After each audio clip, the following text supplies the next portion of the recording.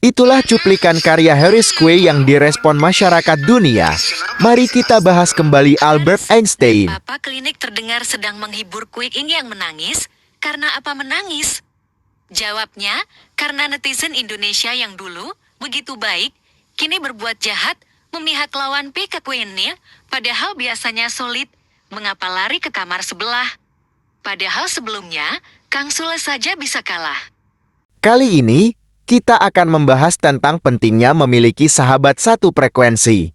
Seperti Queenie, Harris Quay, Papa Klein, dan Albert Einstein.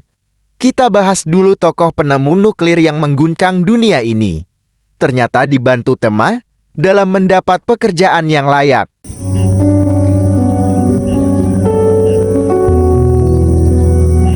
Albert Einstein itu Penemu rumus nuklir yang mengguncang dunia ini. Penemuannya dimanfaatkan Amerika untuk menghancurkan Nagasaki dan Hiroshima. Inilah jadi bukti sejarah mengerikan. karena dosennya itu terlalu sering didebat bahwa materi yang dia terangkan itu menurut Albert Einstein itu tidak sesuai dengan konsep-konsep yang dia temukan. Begitu cerita yang beredar. Padahal kalau kita lihat sekarang berdasarkan nilai-nilai rapot yang dia miliki, kejeniusannya ternyata sampai mendapatkan ijazah SMA dan perguruan tinggi, bahkan dia bekerja di salah satu pekerjaan yang bergengsi, walaupun di dalam cerita ini dia bekerjanya itu dibantu oleh orang tua temannya. Jangan melihat Harris Quay yang saat ini sudah sukses jadi YouTuber kelas dunia. Tapi yang perlu kita apresiasi adalah teman-teman satu frekuensi dengannya. Saat ini dia disambut oleh banyak orang. Kayak di ideku gitu aku pengen keluarin gitu loh, nggak ngurus dulu coba. Kok bisa sih? You have now become a threat to all of us. A hacker from Indonesia who has recently been hacking the site called Omi TV is actually a child. Omi TV is one of the sites where a hacker who calls himself Harris Quay is hiding Harris Quay! strangers on the site. He called himself Bojel Kamatian, but his real name is Harris Quay. Everyone should now be concerned when using this Omi TV application. This is way too far. Harris Quay needs to be stopped. Harris Quay needs to be stopped. Omi TV needs to ban this Bochel Kamatian before he goes too far. Did you see the Asian dude? Yes. Dude, did you stop that with the left time he's popped up? Oh my god! There's a guy and he keeps popping up. Wait. Sebaiknya kita tengok dulu sejarah persahabatan Albert Einstein di kampusnya. Setelah lulus kuliah ini, semua teman-temannya Einstein ini udah pada langsung dapat pekerjaan, kebanyakan sebagai asisten profesor, kecuali Einstein. Karena memang hubungan Einstein dengan dosen sangatlah buruk, karena dia jarang banget datang ke kelas, jadi dosen pun ketika mau memberi rekomendasi pun juga bingung. Jadi dia nggak bisa dapat pekerjaan. Beruntungnya bapaknya Grossman ini adalah orang yang cukup berpengaruh dan kemudian merekomendasikan Einstein untuk kerja di kantor paten Swiss selama 7 tahun. Dimana ketika dia bekerja di kantor paten ini, dia sambil merumuskan banyak teori-teori fisika hebat. Albert Einstein di dalam kisah ini ternyata dia mendapatkan pekerjaan itu karena rekomendasi. Ingat, ternyata orang sehebat itu perlu memiliki jaringan. Karena dia itu bersahabat dengan temannya yang selalu dipinjam bukunya itu, Albert Einstein itu malas nyatet ya, jarang nyatet gitu. Setiap belajar selalu pinjam dari catatan temannya itu. Kembali ke Queenie yang berteman dengan Harris Quay kini sedang kena mental akibat netizen. Untungnya dia punya tempat mengadu seorang teman yang menjadi YouTuber jadi sangat paham perilaku netizen Indonesia yang suka usim. Akhirnya Queenie menghilang beberapa waktu di TikTok. Momot yang naik. Tuh, ada Helis tuh. Rescue saya teman-teman. Kunaon? Guys, kenapa guys? Astagfirullah. Haris dan Papa Klinik terdengar sedang menghibur Queenie yang menangis. Karena apa menangis? Jawabnya, karena netizen Indonesia yang dulu begitu baik, kini berbuat jahat, memihak lawan PK Queenie, padahal biasanya sulit. Mengapa lari ke kamar sebelah? Padahal sebelumnya, Kang Sule saja bisa kalah. Lin Lin, wanita Vietnam yang berhijab putih, telah memikat netizen Indonesia dan meninggalkan Queenie. Asalnya Kang Sule, komedian Indonesia yang kesohor itu, begitu mudah dikalahkan Queenie. Kini netizen memilih Lin Lin. Biasanya Queenie seharian penuh bahkan hingga malam tanpa istirahat bermain TikTok. Orang-orang terkenal sekelas Kang Sule bisa Queenie kalahkan dengan angka yang sangat jauh. Lin Lin dianggap netizen terlalu mudah dikalahkan, maka perlu dibantu oleh teman Queenie dari Indonesia. Harusnya orang berhijab itu 5 kali berwudu dan salat agar pikirannya kembali bugar, sehingga emosinya stabil karena wudu. Tapi Queenie belum melakukan syahadat dan belum 5 kali beristirahat. Apakah Haris Kui akan dapat membimbing Queenie dalam menyikapi pekerjaannya? Seperti teman Albert Einstein yang mencarikannya pekerjaan. Inilah pentingnya teman satu frekuensi itu. Papa Klinik dari Yogyakarta, Haris Kui dari Bandung, Queenie dari Vietnam, kini menjalin pertemanan yang solid. Albert Einstein saat itu hanya memungkinkan berteman dengan teman kuliah atau lingkungan sekitar yang dekat lingkungannya saja. Tapi dewasa ini bisa berteman akrab lintas negara dan terjalin begitu kompak. Jika Albert Einstein bisa meminjam buku catatan kepada tema, saat ini lewat media sosial, bisa meminjam dan meminta informasi apa saja yang lebih luas. Begitu nilai keluar dan hasilnya apa yang terjadi, yang dipinjemi catatan teman. Teman yang dipinjemi catatan itu nilainya peringkat 2 setelah Albert Einstein.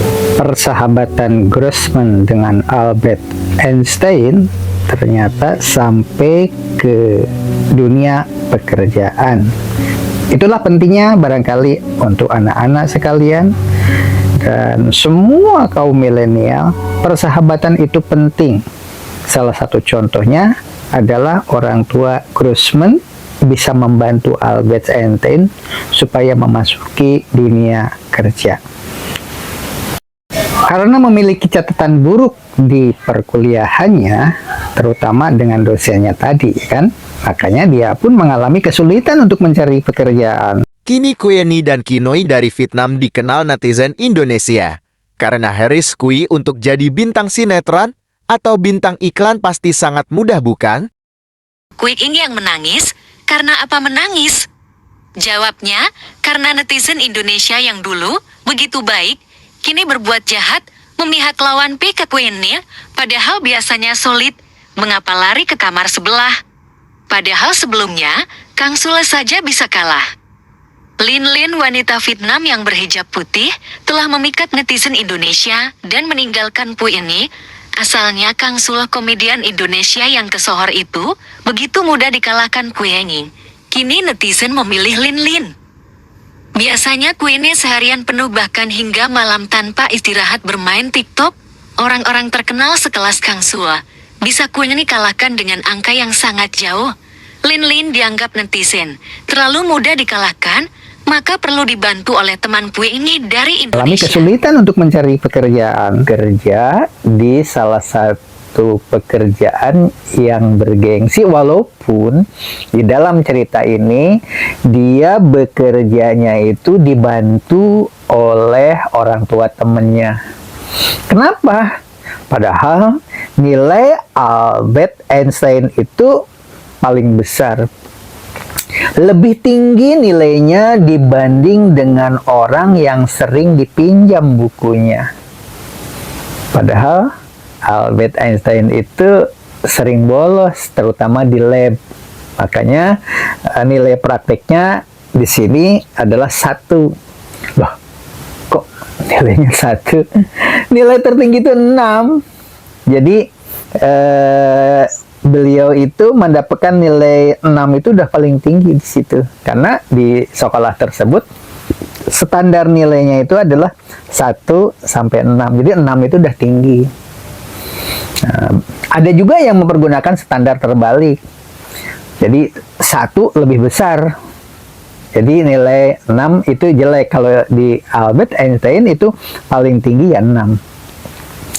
Jadi ingat ke debat presiden kinerja salah satu seorang capres, ada yang nilai 5. Nilai 5 itu bagus kalau di sekolahnya tempat Albert Einstein karena standarnya 1 sampai 6. Nah, barangkali ini sebagai bahan gambaran juga untuk kita semua untuk mengetahui nilai itu. Jangan langsung lihat angkanya, lihat dulu ranknya, dari nilai berapa ke berapa, kemudian nilai beliau itu berapa, itu yang benar. Oke, kita lanjutkan setelah menonton cerita yang ada di konten tentang pembahasan nilai-nilai yang diperoleh oleh Albert Einstein. Dosen pengampu nilai semester 1 dan semester 2, dan ini untuk catatannya. Di sini ada differential and integral calculus, analytical geometry, descriptive geometry, mekanika, determinan, dan projective geometry. Di sini bisa kita lihat kalau nilainya sebenarnya ya bagus, tapi bagus yang standar, bukan yang sampai bagus banget. Kemudian kalau kita lihat di tahun berikutnya, tahun kedua, di sini ada differential calculus, fisika, mekanika, dan Cobalah amati nilai-nilai yang diperoleh Albert Einstein ini hampir bagus semuanya, kecuali bahasa. Namun memiliki catatan dari dosennya, catatan ini sangat berarti bagi kelanjutan cerita ini. Setelah lulus hampir semua teman-temannya langsung bekerja karena rekomendasi dosen-dosen yang mengajarinya di kampus. Bagaimana mungkin dosen merekomendasikan Albert Einstein kalau dia tidak rajin masuk kuliah? Tapi untungnya Albert Einstein punya hubungan baik dengan teman yang rajin mencatat. Albert Einstein mendapat rekomendasi dari orang tua temannya saat kuliah. Karena teman sekelasnya tahu persis tentang kualitas ilmu yang dia miliki, lagi-lagi jangan pernah mengabaikan persahabatan. Einstein sendiri sebenarnya bisa dibilang sebagai mahasiswa yang sering nggak masuk kuliah. Dan memang untuk sistem kuliahnya sendiri nggak mewajibkan kehadiran, jadi nggak masalah juga. Einstein sendiri lebih sering belajar mandiri dan pinjem catatan temennya untuk belajar. Pernah ada cerita yang beredar mengenai Albert Einstein itu tidak lulus perguruan tinggi karena sering melawan dosennya dari segi ilmu pengetahuan yang dia presentasikan. Karena dosennya itu terlalu sering didebat bahwa materi yang dia terangkan itu menurut Albert Einstein itu tidak sesuai dengan konsep-konsep yang dia temukan. Begitu cerita yang beredar. Padahal kalau kita lihat sekarang berdasarkan nilai-nilai rapot yang dia miliki, kejeniusannya ternyata sampai mendapatkan ijazah SMA dan perguruan tinggi, bahkan dia bekerja di salah satu pekerjaan yang bergengsi, walaupun di dalam cerita ini dia bekerjanya itu dibantu oleh orang tua temannya. Kenapa? Padahal nilai Albert Einstein itu paling besar. Lebih tinggi nilainya dibanding dengan orang yang sering dipinjam bukunya. Padahal Albert Einstein itu sering bolos, terutama di lab. Makanya nilai prakteknya di sini adalah 1. Loh, kok nilainya 1? Nilai tertinggi itu 6. Jadi beliau itu mendapatkan nilai 6 itu udah paling tinggi di situ. Karena di sekolah tersebut standar nilainya itu adalah 1 sampai 6. Jadi 6 itu udah tinggi. Ada juga yang mempergunakan standar terbalik. Jadi 1 lebih besar. Jadi nilai 6 itu jelek. Kalau di Albert Einstein itu paling tinggi ya 6. Bagaimana persahabatan Mondi Tato dengan Ustadz Ebit Leu dari Malaysia? Apakah satu frekuensi? Ustadz Ebit Leu sampai Mondi kini berhenti menjadi anak pang. Mondi Tato diangkat derajatnya oleh Ustadz Ebit Leu dari Malaysia, Kuyeni dan Kinoi dipopulerkan oleh Rus Kui dari Indonesia. Lalu, bagaimanakah ucapan terima kasih mereka? Dan bagaimana ramalan endingnya kedua kisah ini? Lagu Maafkan Aku Mondi Tato ini langsung dirujak netizen. Lagu dirilis di akun TikTok dan YouTube Lihat miliknya. angkanya, lihat dulu ranknya. Dari nilai berapa ke berapa, kemudian nilai beliau itu berapa, itu yang benar. Oke, kita lanjutkan setelah menonton cerita yang ada di konten tentang pembahasan nilai-nilai yang diperoleh oleh Albert Einstein. Pendapat para komentator yang ada di ruang YouTube ini kita bahas dulu ya. Nih, kira-kira bagaimana? Anda setuju nggak dengan komentar-komentar berikut ini? Ada yang membahas tentang kontinuitas belajar, ada juga yang menyoroti tentang link atau hubungan baik dengan teman. Nah, ini kesimpulan yang bisa diberikan Einstein adalah pentingnya punya teman anak orang kaya supaya dapat jalur di dalam katanya. Kemudian keren pada sen katanya ya. Nah, jadi komentar-komentar ini kan beragam ya. Rahasia kesuksesan Einstein punya teman loyal tuh dan ortunya. Mau sharing sistem penilaian di Swiss Bank katanya sebagai informasi. Request rapotnya B.J. Habibie katanya tuh. Ada yang meminta karena B.J. Habibie kan jeniusnya hampir sama dengan Albert Einstein katanya, makanya ada yang meminta. Nilai A Universitas Indonesia nilai 6 benar-benar sempurna dan sedikit dosen yang mau memberikan pot apa tuh ya,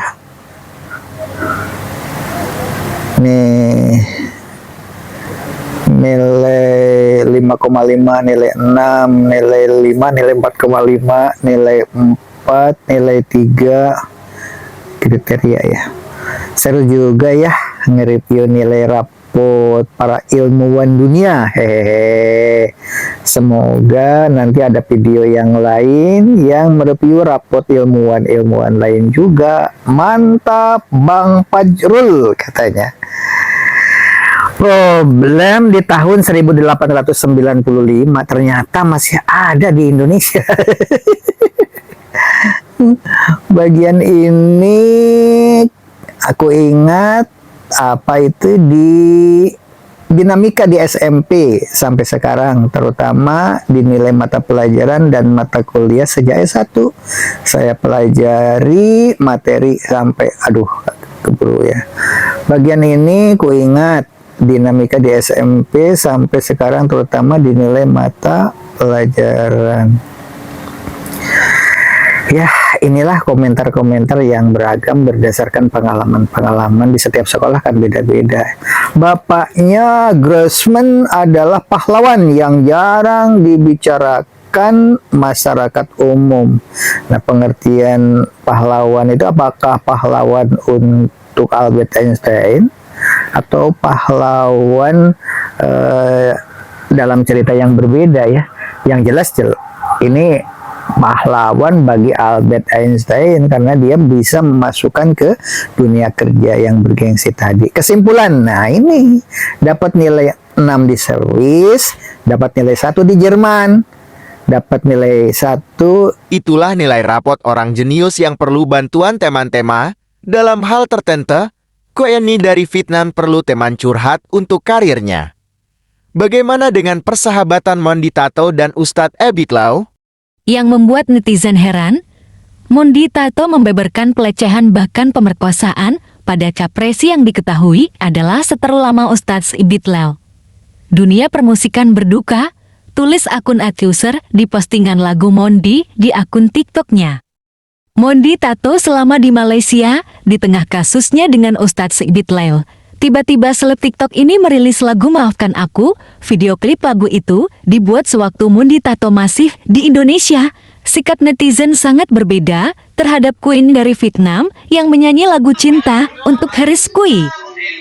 Mondi Tato tampaknya kena mental atas komentar netizen yang menghujat. Mondi dituding tukang fitnah. Komentar nyinyir banjir di live Mondi, rata-rata isinya hujatan. Mondi tak bisa menutupi kegelisahan. Tiba-tiba dia mengaku dapat peringatakan di akun handphone disita polisi. Katanya disita polisi Malaysia atas kasus tudingannya yang menyudutkan Ustadz Ebit Lau. Mondi Tato terjebak perseteruan lama penyanyi rap Caprice dengan Ustadz Ebit Lau yang sudah berlangsung lama. Undangan podcast yang bertajuk Pembuktian Mondi Tato, awal kisah tragis. Dia berkata wallahi. Siapa sih? Demi apapun itu, Mondi berani sumpah apapun. Bahwasanya apa yang Mondi omongin itu adalah omongan real, tanpa ada apapun, tanpa ada paksaan atau lain-lain. Enggak. Baik. Wallahi ta'ala, beneran sumpah demi apapun itu benar-benar kayak Mondi yang ngomong.